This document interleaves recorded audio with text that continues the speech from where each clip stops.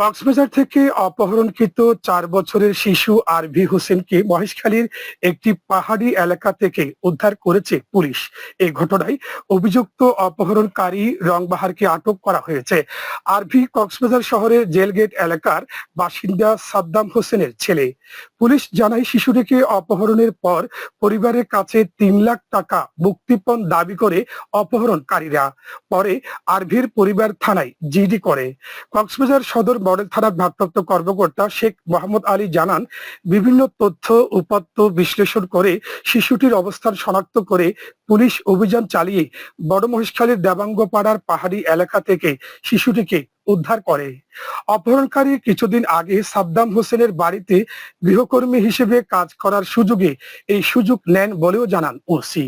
এদিকে রামুর খুনিয়াপালং ইউনিয়নের কম্বোনিয়া এলাকা থেকে আন্তর্জাতিক মানব পাচার চক্রের অন্যতম সদস্য শহীদুল হককে আটক করেছে পুলিশ। অভিযানে মানব পাচার সংক্রান্ত বিভিন্ন নথিপত্র ও চুক্তিপত্র জব্দ করা হয়েছে।